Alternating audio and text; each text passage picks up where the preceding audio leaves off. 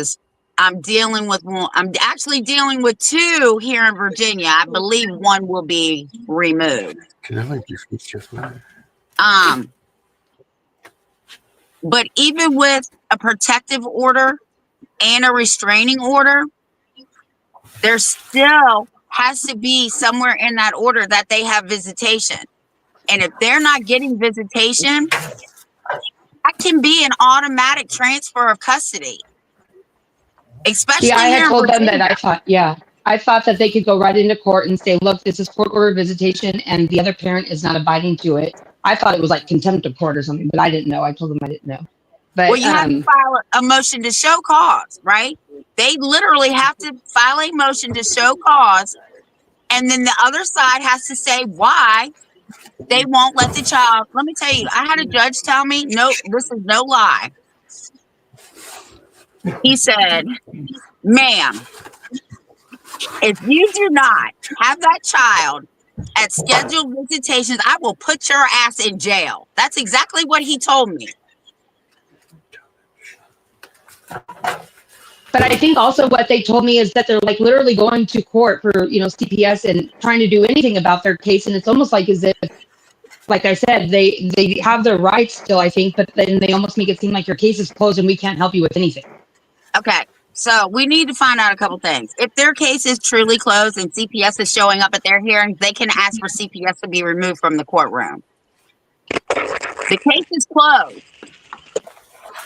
I had an issue with that here, and I told the girl I was working with, I said, if they show up, you tell the judge your case is closed, you don't know why they're here, and you want them removed. And he removed CPS. Even in the CPS courtroom? She was in there for a custody hearing because her case was closed, but CPS kept showing up, right? So she called me. I've known this girl since she was 2 years old. And she's like, Tiffany, what do I do? I said, you tell that judge your case is closed. You want them out of here because in juvenile and domestic court, you can ask for the courtroom to be closed. And she did. And the judge said, the case is open or closed. They said closed. He said, get out of my courtroom. Whenever Audrey and Marcus, you guys ready? Go ahead. We're ready. Okay, so like if you want to just kind of give Darren and Tiffany and beginning, or do you want to start what we're going through right now? No, go ahead and start from the beginning because I might have left out a lot, and I would rather them know everything that you said last night. I mean, of course, condense it as much as possible, but I'm sure there's a lot of new viewers as well. So yeah. From the beginning, I guess. From the beginning, we've had my ex and her ex collude with each other. My ex-wife called her ex-husband and said, told him that. Wait, I think there's a lot of feedback. Darren, I can't hear you guys. Put your mic on mute. Oh, is that Darren? Sorry, guys. Okay, and I need you guys to speak up a little bit, please. Okay. Okay, so basically, our ex-spouses decided to collude with each other, threw enough dirt on us for DCFS to investigate us over 5 times. On the 5th time, basically got stuck because we were involved in an automobile accident, which wasn't my fault. We had a sheriff's report and medical reports. The DCFS took the kids before they even interviewed myself and Audrey here, and because it took them from the school. They took her 2 from the school, and then they took my 2. They were actually at mom's house, their mom's house for the week, and then they just sent me a letter, a picture of a document saying they removed my children. Moving forward, they gave us a bunch of recommendations and classes to do, so we jumped in. We started doing them. They didn't give her any, but she still continued to do classes. They said we showed no initiative for change, and they closed our case allegedly within 3 months. But they gave sole legal, sole physical to our ex-spouses, and 2 of our children are in Texas. 1 is on life support right at this moment, and my other 2 are with their mom and in a different county and enrolled in the original school and re-enrolled to another school. We've tried to put ex parte orders for to get Audrey to Texas to see one of our sons, and we've been jumping through the hoops, going through the circus, and family court at the Superior Court basically says we can't do nothing for you, and then we're like, what the heck? So then we go to children's court, and they're like, nope, your case is closed. There's absolutely nothing we can do for you. So then we go back today, and To both courthouses. to the Superior Court to ex parte again. They don't see a restraining order or any documents stating otherwise. They said go check with children's court again. So we did, and then finally we got one of the ladies up in the office to actually give us more information. And we were told we couldn't ex parte the judge or have a hearing. And then all of a sudden now we can, and we had to file paperwork today to get an emergency hearing, but they said it could take 30 days. And it's like, hold on, we're talking about a child that needs his mom right now, because the biological father hasn't been involved in these kids' lives for over 5 years. All of a sudden gets custody, and he's at them for less than 6 months. And in the month and a half this past month and a half, he's lost over 20 pounds in weight. And it's been exactly 48 days. And then we just found out that he had a melatonin overdose. And there's nothing. We're not getting any information. We don't know what's going on with our 6-year-old.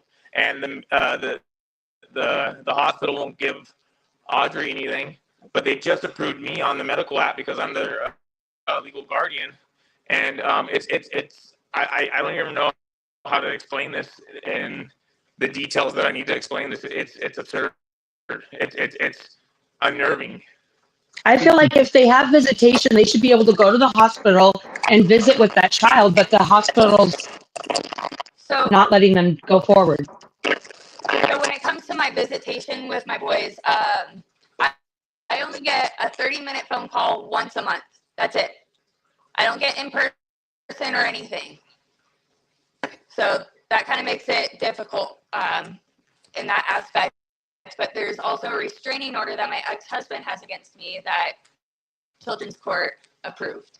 And without a hearing, they basically didn't share that they didn't notify us of a hearing, and they had a hearing behind closed doors and approved a restraining order on her and I. And then Okay. Go ahead, Tiffany. What?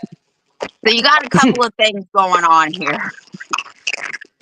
What state do you live in? California. Okay, so you're in California. Are all 4 of the kids in Texas or just 2? They split them up. Well, of course they did. So you got a couple things going on.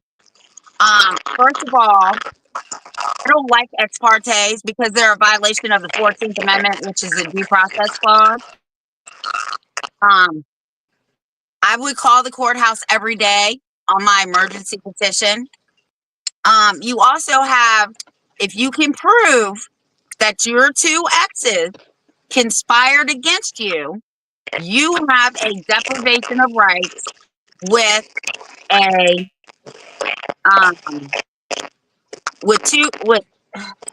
I wrote it down. I can't remember which one it is, but they're only one apart.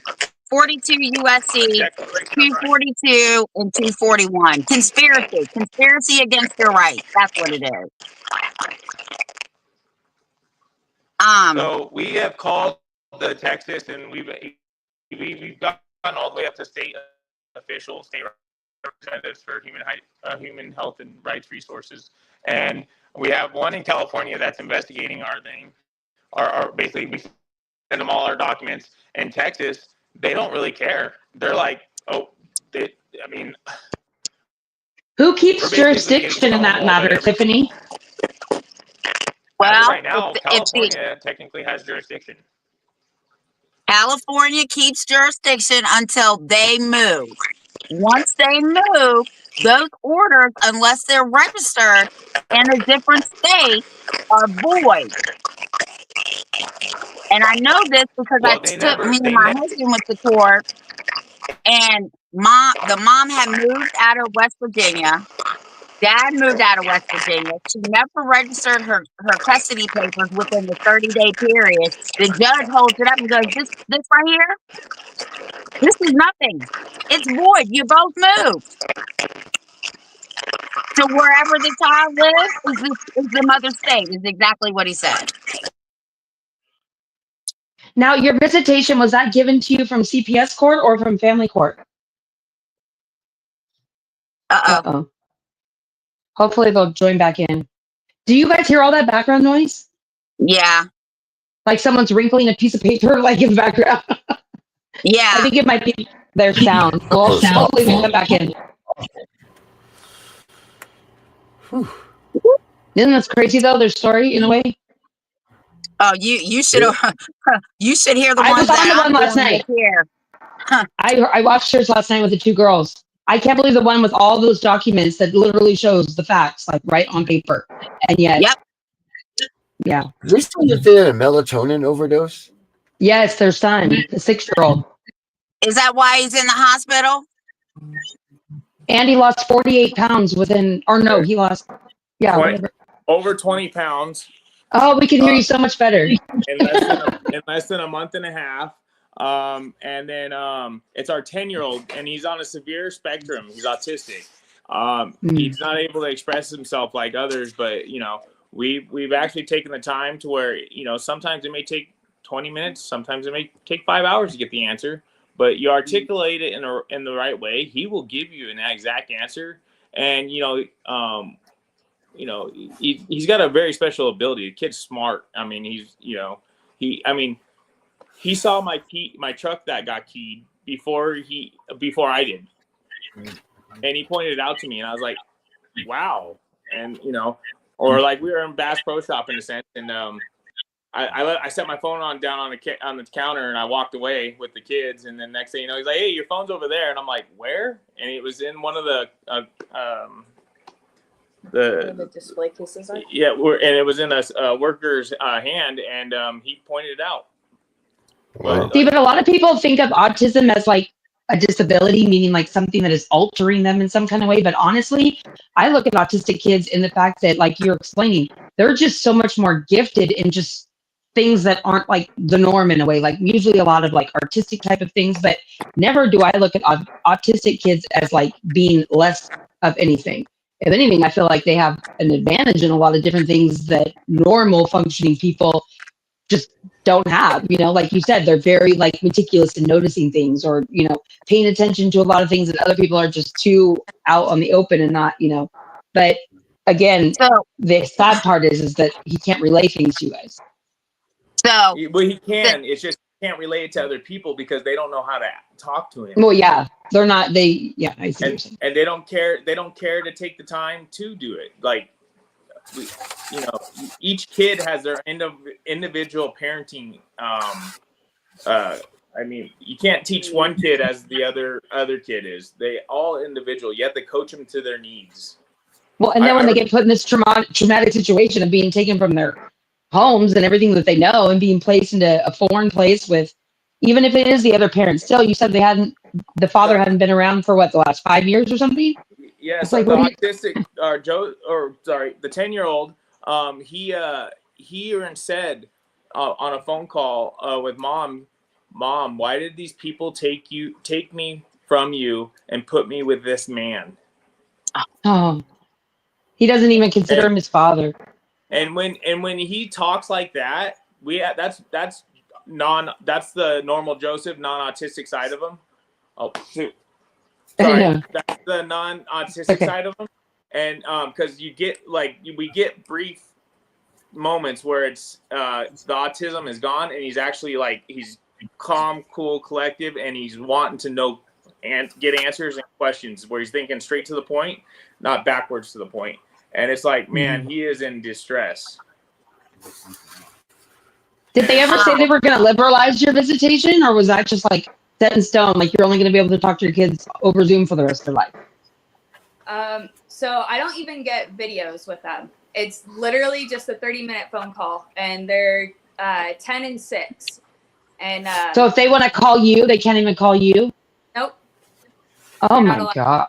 Not to mention, their biological father wouldn't let him in the first place. Like he's so out of touch with his mental that he's cut himself off from his own family. Like we're more in touch with his mom and his sister and he blocked everybody. He's completely alienated and isolated himself from everyone. And one of Audrey's children is the one that's on life support, correct? Yes. Correct. So then the other Okay. son that you have is just alone with this man, So father? we have no knowledge of where my 6-year-old is, what his condition is, if he's even at the hospital or anything.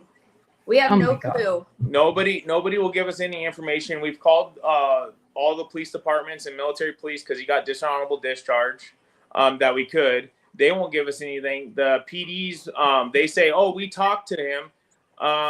He says everyone's good. I'm like, everyone's good? No. Well, our 10-year-old's on life support. And did you put eyes on the 6-year-old? No, we talked to him. Everything's good. And they basically said, stop calling us. Yep. What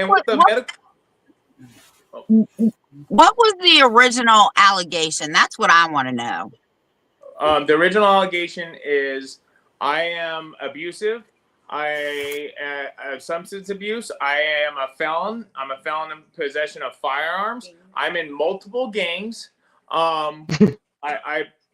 which is conflict of interest. But I am in 2 different unions, so that I don't know how else to explain that one. She's neglectful, homeless, doesn't take the kids to the doctor's appointments, and then I abuse her as well. Yeah. And the 10-year-old that's in the hospital is in there because of melatonin? No. So Severe dehydration. Yep. Basically not taking his biological father has not administered his daily meds. He didn't check in on him till 8 p.m. And actually it was because CID, which is a criminal investigation department for the military at Fort Cavajos, was investigating a crime that happened 3 weeks prior. And they found him unresponsive and basically put him in an ambulance and took him to, I think, the base hospital, which then they, from the base hospital, they got him stable and then transferred him to McLean's Children's.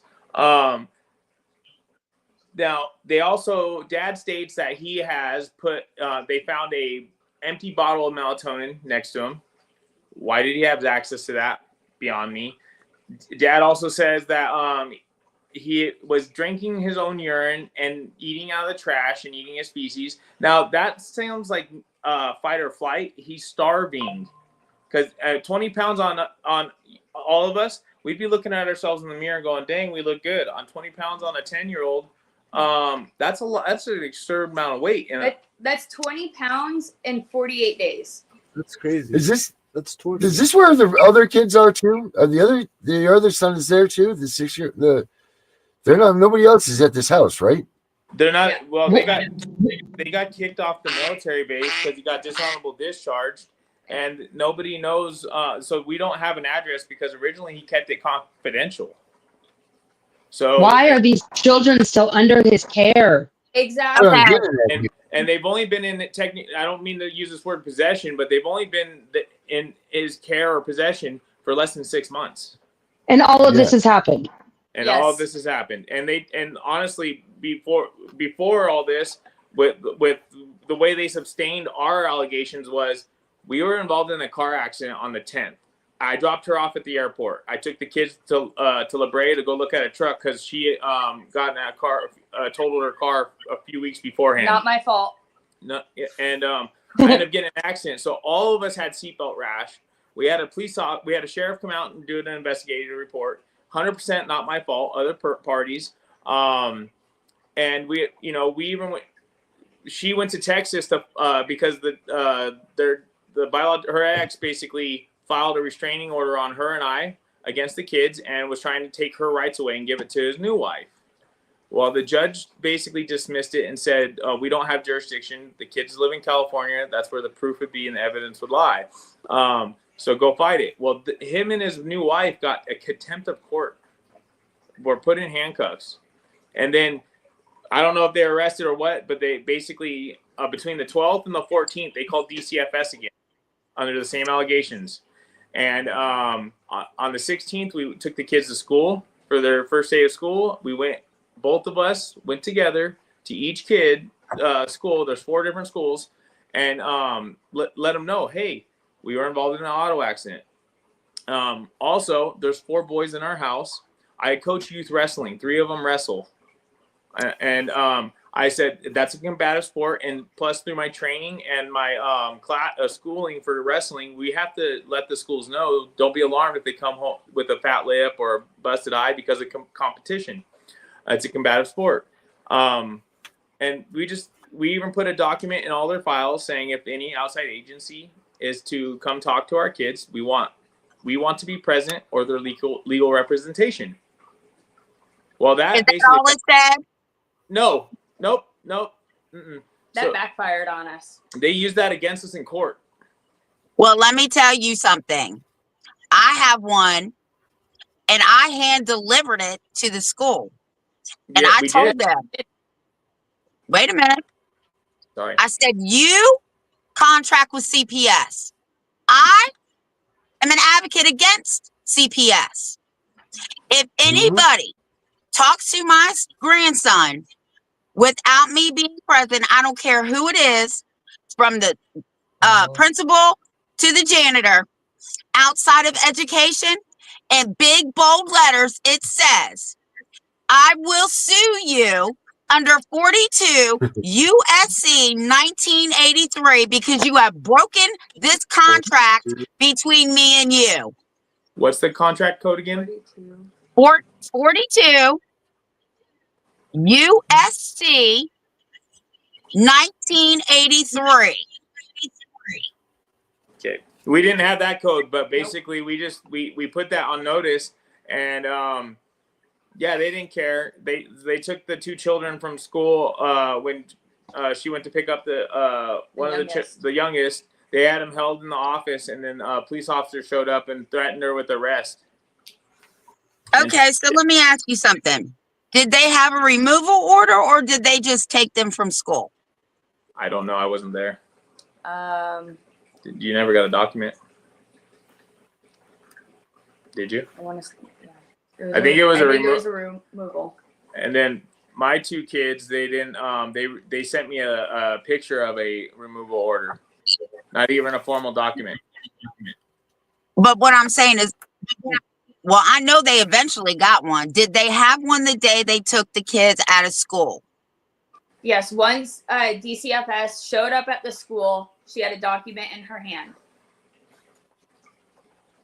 What did it say? She never gave it to us. They didn't have one. Office. But I did pick it up eventually.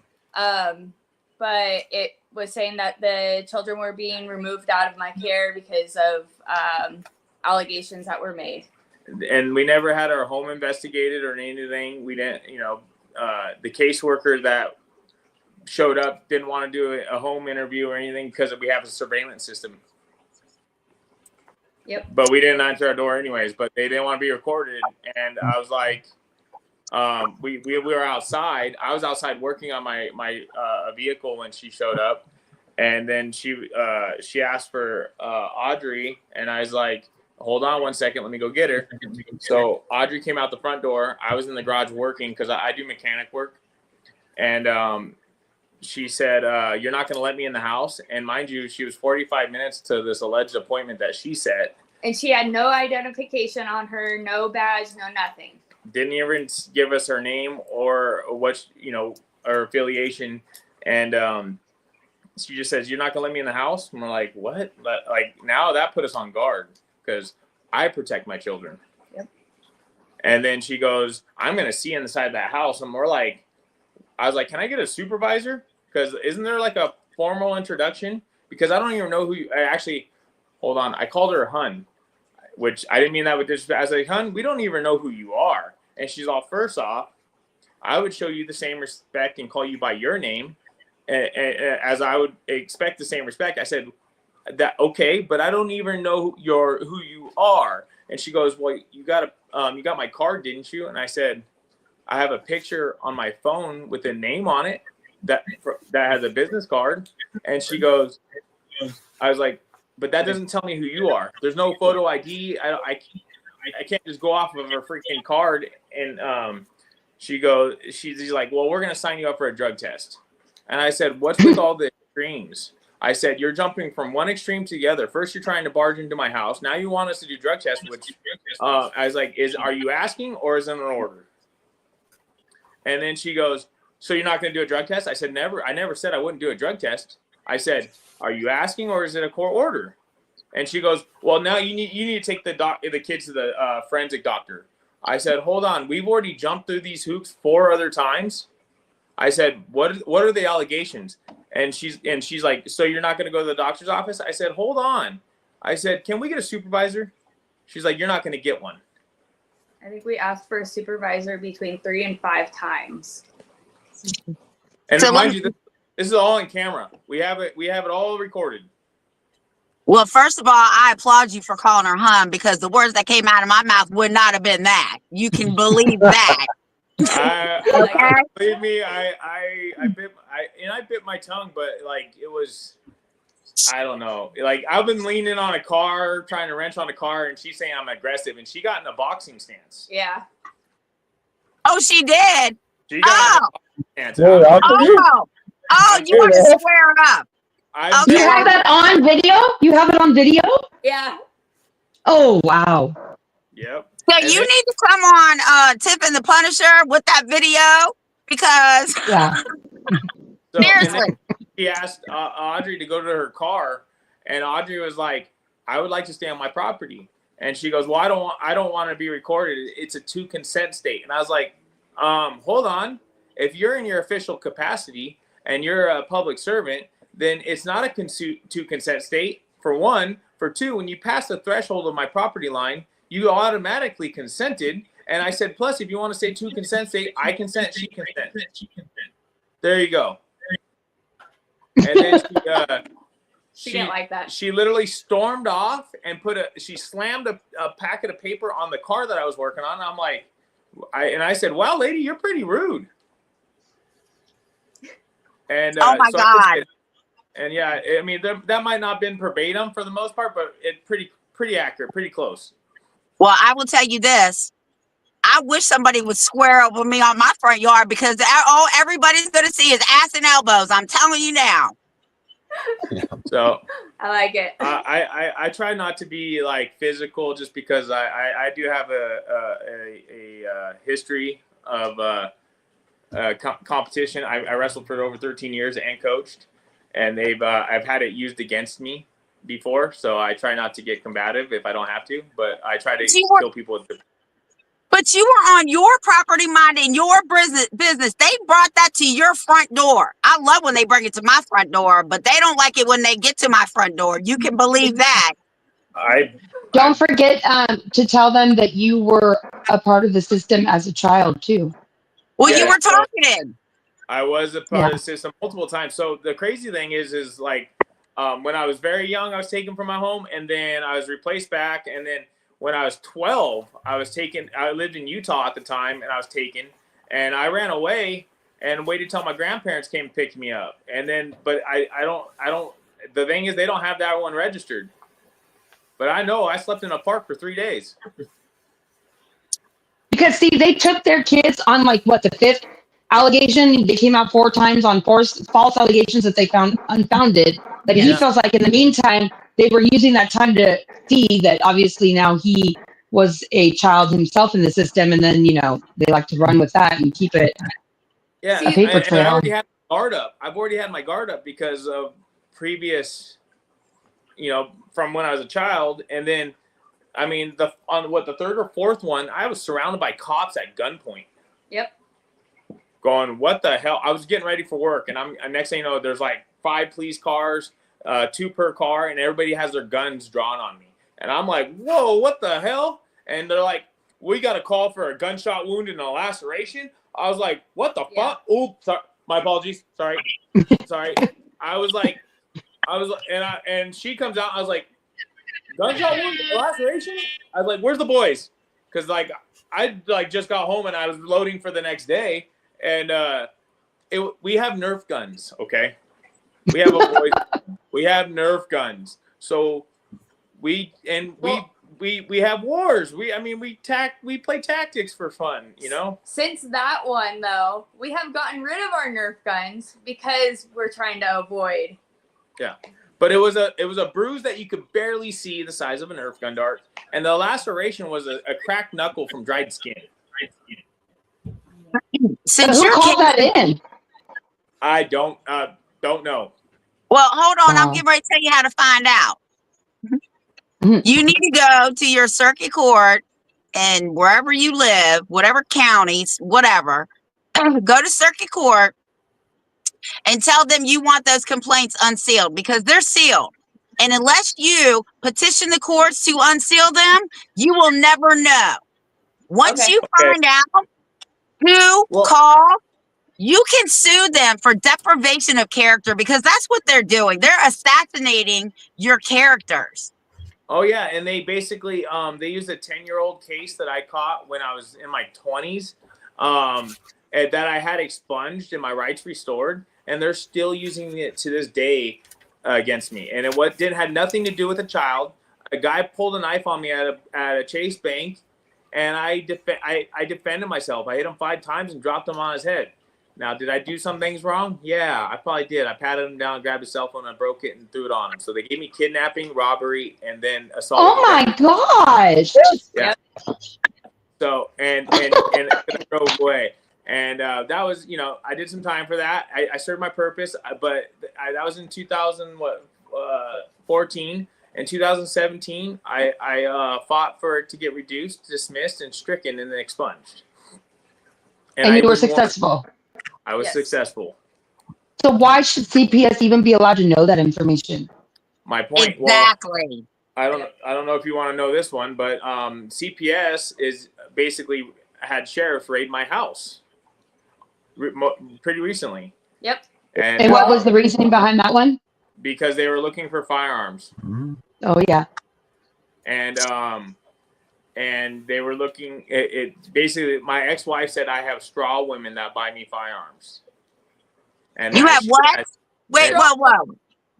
Per quote, yeah, straw women that buy me firearms. And then she said that she had 2 to 4 that she bought when we were married, and that she doesn't care what happens to them. She doesn't want me to have them. And I'm in possession of them, and she doesn't know what the caliber, what they look like. She just knows one's a long barrel and a kid's gun. I was like, hold on.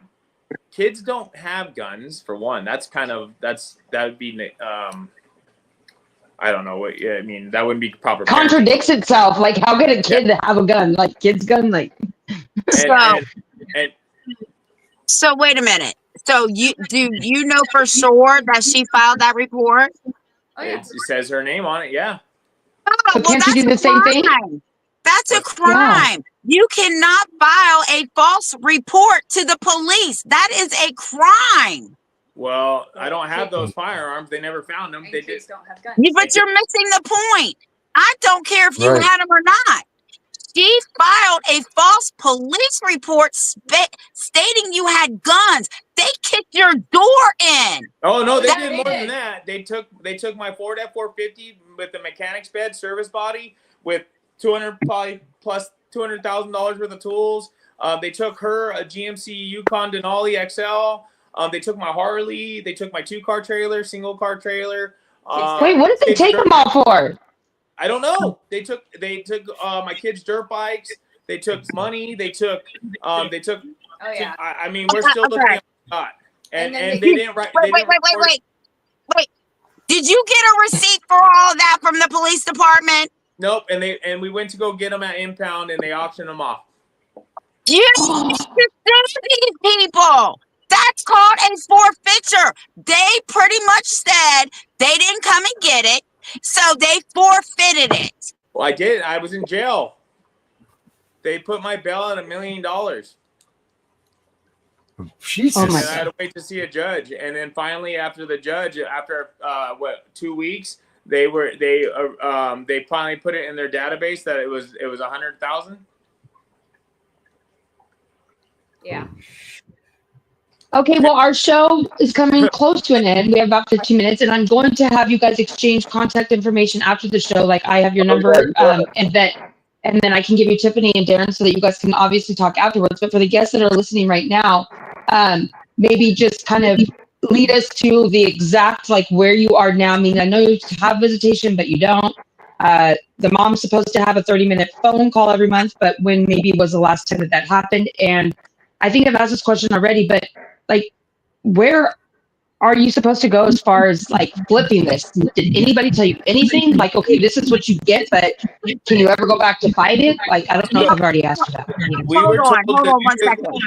Wait. You're not going to have to worry about that because I'm telling you right now, CPS in Texas is going to be called because the hospitals are mandated reporters. We don't know, and we've called the forensic doctors and asked them. I mean, we have been getting basically told, stop calling, we're harassing, and stop calling, you don't have rights. Sorry, go ahead. Sorry.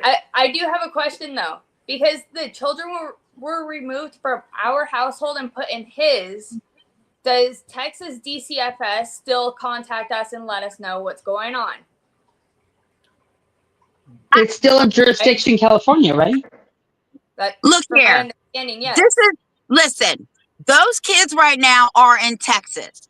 Yes. If that hospital knows that these children haven't even been there 6 months and this child's lost X amount of weight, he's dehydrated, whatever is going on with him, I'm telling you, in children's medical hospital, malpractice. But Yeah. they are notorious. The dude's a freaking. I mean, he can sell ice to an Eskimo. I shit you not. It doesn't matter. I get it, but I don't know. I mean, he has been able to tell his story and tell his lies, and everybody eats it like it's hotcakes. I mean, I don't know what to tell you, but he weaponized DCFS. He's got the hospital blocking us from getting any of the medical reports when she has rights and they didn't take them. I have rights and they weren't taken. And yet we've been blockaded until today. We got the most current report, which that's where we found out it is melatonin poisoning, which, come on, why did the kid have access? And plus those have child lock caps. And to top that off, they're trying to put him in inpatient psych. Oh my God. So her child. So basically they want the golden child, which is the 6-year-old. And they like this dude, we tried to show text message to the judge saying, hey, this guy has already said if the 10-year-old dies, I don't have to pay for him anymore. Oh my God. Verbatim, that's in a text message. Okay, I can't take no more because I'm about to blow my lid and I got 3 people here asleep. So this is what you need to do. You're not getting anywhere. You need to contact Governor Abbott down there. Okay, you all live with Newsom, which is a nuisance. Yeah. Oh God, don't get me started. Right. So you need to call the governor. We have the state representative. We have a state representative for the Human Health and Resources looking over our case as we speak. Yes. We've been working on it. We've been pounding the ground. We've been doing the footwork. We're finding out new information every day, and I mean I don't even know. We eat, bleed, and sleep, or don't even sleep this. Breathe it.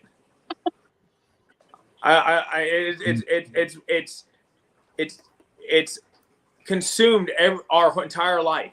Yep. At this moment, and we're okay with that because these are our children, and we know that this, hopefully this is a short-term thing, but like our children. There has to be some kind of emergency, something or another, considering your one son's medical situation. That's what we've been looking for. That's what we've been trying to do ever since our 10-year-old has been admitted into the hospital. We've been trying to do every emergency thing possible, but so far it seems like it's all getting denied. So I mean, we're open to suggestions at this point. Our judge even said basically, I'm so persistent, it's intimidating. Yep. So their perception of me is intimidating. Because well, just be careful. Be careful. Allegedly, because I put a tracking device on a caseworker's car and followed her home. Which never happened. I had never bought a tracking device. I'd never owned one. And yet, where's the evidence for this? And where's the proof that I ever went to your home? Be careful when you're filing petitions and motions, because if they put a gatekeepers on you, they will not hear any other cases that you file. I'm telling you, it's called gatekeepers. Look it up. I'm telling you what to do. You call the governor's office in Texas tomorrow morning and tell them the situation, and somebody will call you back. I call my governor's office all the time. They always call me back. No, Governor, I didn't realize you were talking about Texas, Governor Abbott. Yeah, you're right. Yeah. He's a pretty stand-up. I mean, he did some good stuff at the border. Call his office. Governor Abbott. Where do you stand with visiting your two sons? Father, I'm supposed to get a minimum of 9 hours weekly, but I haven't seen my kids since December 16th. Why? And that's because the mom won't let you? So first off, DCFS canceled my visits.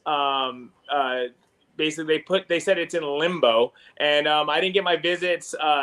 They didn't close the case till January 28th on my end because their mom was supposed to serve me with a restraining order, and I got served with someone throwing a packet of paper out of the car, out of their window. I could show you a video, and luckily we saw it on camera and basically walked out there, and all my information splayed out in the street.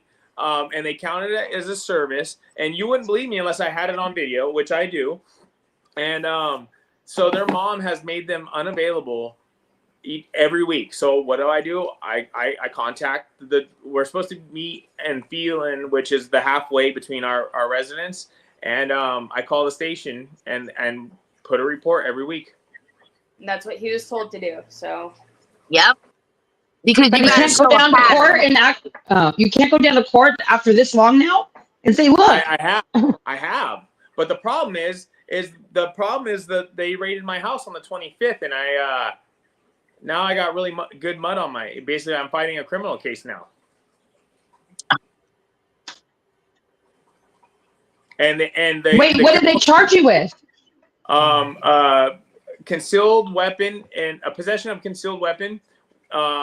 And I basically, I didn't have a weapon on me when they pulled me over. They pulled me over 2 blocks away from my house, and then they said I had to charge me with a destructive device, which is a pipe bomb. They said I had a pipe bomb, which I basically I had a firework in a vehicle that was at my house that from 4th of July. It's just a firework, little like an M80. And they're saying that I was in possession of a destructive device, and then misdemeanor firearms activity and misdemeanor displaying a concealed weapon in public.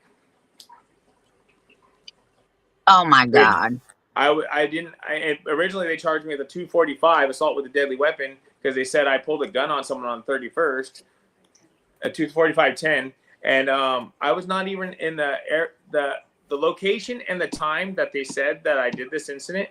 I wasn't even in town. I was an hour away, and I was at a paralegal getting a consultation with a lawyer. Do you have a lawyer? Not for criminal, yes, now but originally I was trying to get a lawyer for my kids and her kids, but then now I got to fight for my freedom as well to be able to fight for my kids. Because the destructive device, that's like 10 years in prison if they find that. But I mean, they had the bomb squad come out. This was on KTLA 5. They publicized this. They said I was a racist. I was affiliated with a motorcycle gang. They said I was. They said oh my God, manufacturing pipe bombs. Basically, everything that was an allegation with the DCFS stuff. is what they used. And then basically, you know, if the case was closed with DCFS, why are 100 pages of the documents in their investigation all DCFS? And then on top of that, the lineup they used, my face is highlighted. Like you can see my clear as day. All the other faces in black and white, you can't see their face at all. Mm-hmm. Even in color. That's a psychological trick that they use. And then they have dates on September 8th or something. I was incarcerated for 270 days in 2024. Most recently, I was like, "Whoa! I've been incarcerated since 2014." And that date, we were completely out of the area. We were at the ocean working on ocean boats. But they said you were in jail. Yes. Yeah. And there's because they're trying to say I'm a convicted felon which I'm not. The original crime in 2014, it was a wobbler. I did my probation period. I got it reduced. I got it dismissed. My no contest plea stricken, and then I went and so far to get my rights back, I had to get an expungement, and I did. You cannot be a youth wrestling coach and be a felon. They do not mix. And I've been a youth wrestling coach for years. Recognized at a USA national recognized. Have you contacted any delegates in your area, any senators in your area? Yes, Tom Lackey. We use Mike Garcia, but right now we're working with the senior field or Catherine Berger. We've Charles Boschwick. We've even messaged Trump, for crying out loud. Yep. Well, you can also file complaints on the FBI website and the Department of Justice because they violated your civil rights, your constitutional rights. There should even be an FBI building in your area somewhere, for Christ's sake. So I'm in such a small town. We got one right around the corner from me. So the Department of Justice, they're my documents, the clutch record, the same clutch record that they use for Department of Justice, says all this that I'm telling you. But they keep putting what they want to put and using exculpatory evidence just for character defamation. Greg Abbott, FBI, Department of Justice, your delegates, and your senators. I'm telling you. And it's a good thing that you guys got somebody looking at your case, because I'm going to tell you right now, I don't care what town you're in, that whole state's going to be called whatever your two names are. I can't see them because I'm blind as a bat. I'm okay with that. I would like to. I don't.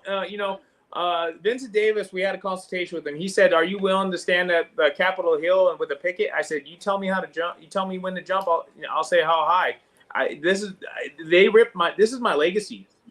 I'm mentoring a legacy, and then my biological legacy just got ripped from my chest. I mean, I can't even express it. Like, I'm trying to raise righteous men, and this is. I get it.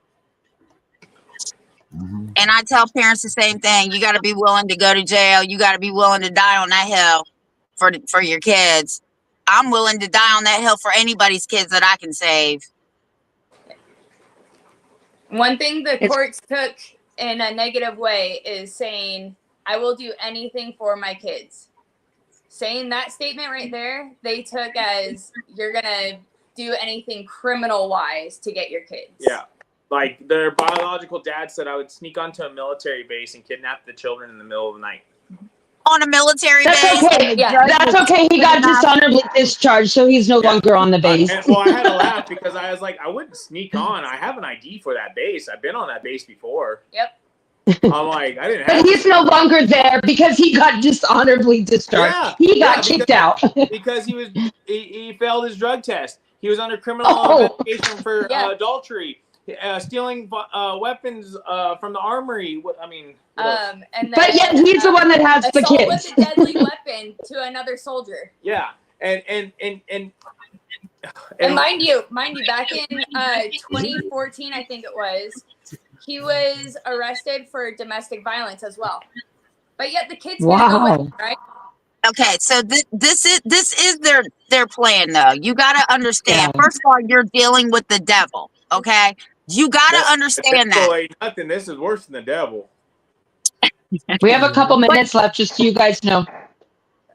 But this is what they do all over the country. They always put them with the abusers. It doesn't matter. Okay, they put them with them because they know they're coming back for them. When is enough though? Because I mean, there's a child on life support right now because of this. And I agree. When is enough? And I'm not trying to sound harsh, but now your child might pass away because the state gave him to somebody that didn't care.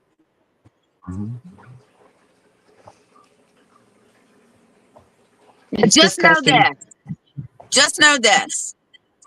And I tell parents this all the time. There is a light at the end of the tunnel. Change is coming. The dam has so many spider cracks. It's only a matter of time now.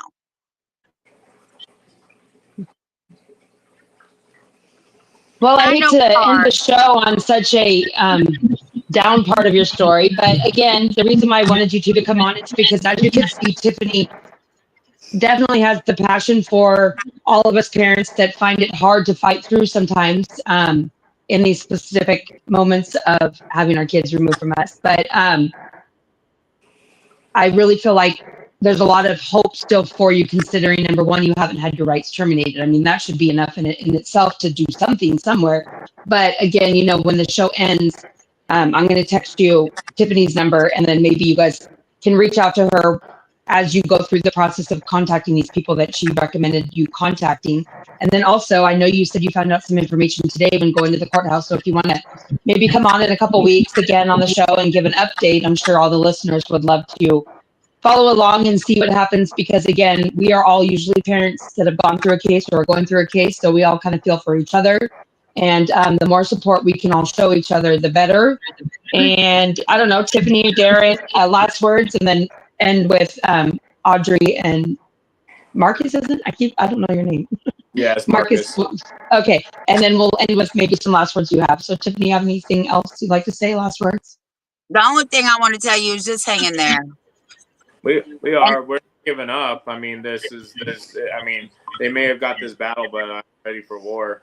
Even though they took some of my war machines, I still got, we can always fight a different way. Darren, you have anything else you want to say? Smarter than them. Yeah, ahead, Darren. I hope that anybody's out there that has connections to the higher ups in the White House, maybe even to Trump or Bondi, any of these people, get in touch with these people, because they need some serious help with what's going on here. This is the craziest thing I've ever heard. And these people need some help. So if you can help these people in any way, do it, please. Audrey, Marcus, do you want to share any last words before we close out? No, we're willing to jump through any hoop that is given, and I don't care what the hoop is. I'm a multitasker. I'm trying to keep our us afloat at the same time as I'm on the phone 24/7. It feels like, I may get 3 hours of sleep a night, for crying out loud. And then my internal alarm's like, nope, it's time to go fight. And then the courthouse is really our second home at this point. And, well, just keep in mind what Tiffany said about, don't bombard the filing emotions, because if they do that, gatekeepers, then you'll really be stuck. Well, thank you for coming on the show again tonight, and I appreciate you sharing your story. I'd love to hear an update, and then I'll go ahead and give you Tiffany's contact information. And also, just keep in mind that it might be hard for us as parents to fight and keep through, but who needs us the most is our kids. They're definitely going through it harder, and they can't get home unless we continue to fight. So just, of course, keep them at heart too, and know that they're hurting more probably than we are, but that's why we keep doing this. All right, thank you everyone for watching. Tune in next Wednesday at 5 p.m. and thank you, Darren and Tiffany. Have a good night, everyone. Good night. Oh, no.